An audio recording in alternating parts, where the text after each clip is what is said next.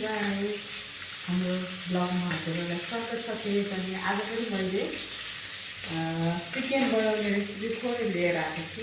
हेर्नुहोस् ल, यस्तो गरेर मैले खनाएँ चिकनलाई, अनि यहाँ थोरै प्याज हालेँ, अनि त्यसमा अब यस्तो रातो हुने गरी भुटिएँ।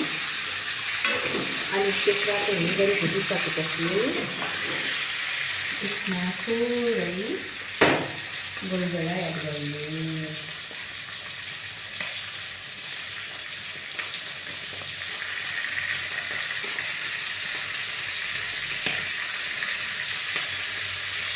चिकनमा अलिकति गोलगोला एड गऱ्यो भने राम्रो हुन्छ, मिठो हुन्छ।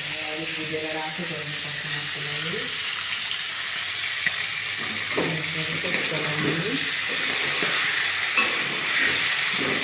अब हाम्रोमा त्यस्तो भइसकेको छ।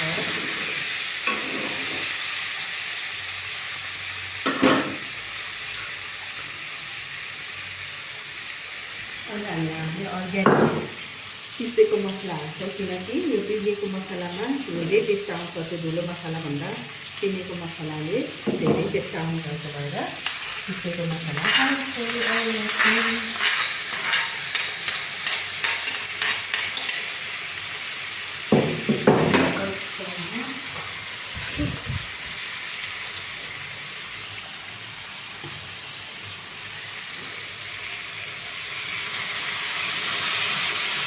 नेपाली हो नि त गाइस, त्यही भएर मकैको कुल पारेर पनि हाल्नुपर्छ। अनि यसलाई चाहिँ मजाले चलाउने।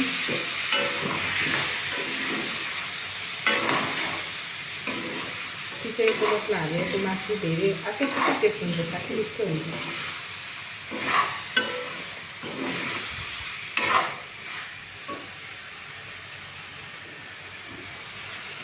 अनि थोरै पानी हालेर यसलाई पाक्न दिने। 10-15 मिनट यसै गरी पकाउने। ल साथीहरू, यसलाई यसरी छोड्ने। अनि अब यसलाई 15-20 मिनटपछि हेर्ने बनाउँदा। साथीहरू, अब त्यो चिकनसँग खानको लागि मैले बनाएको छु यहाँ रोटी, सुक्खा रोटी।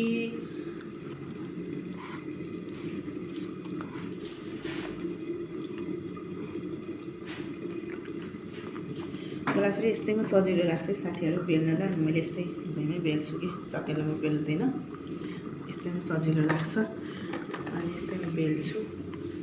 सफा छ है साथीहरू, फेरि यस्तो फोनमा भनेर नभन्नुलाई, पुछेर राम्रो सफा छ हाम्रो।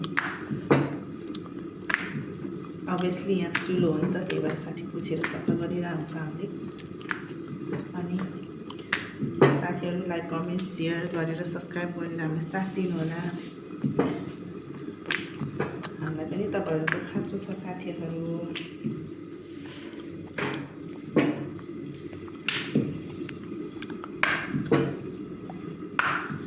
ल है साथीहरू, मैले चाहिँ यस्तो गोलो बेल्छु। तपाईँहरूले कस्तो बेल्नुहुन्छ कमेन्ट गरेर है साथीहरू। कमेन्टलाई चाहिँ को कोलाई मासु रोटी मनपर्छ कमेन्ट पनि गर्नु होला।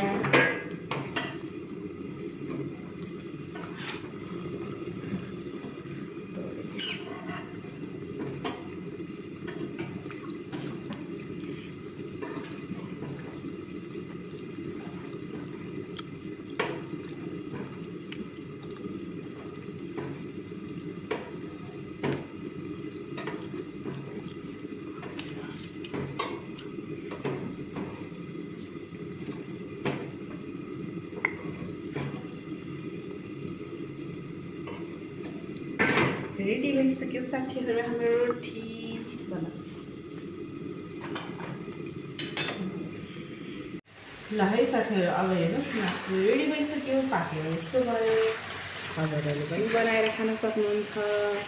यस्तो यहाँ घरमा पिसेको मसलाले बनायो भने यस्तो यम्मी हुन्छ। अनि अब खान्छौँ हामीले अघि नै पकाएको रोटी र मासु। सबैजना साथीहरूले लाइक, कमेन्ट, सेयर, सब्सक्राइब गरेर साथ दिनु होला। Bye bye.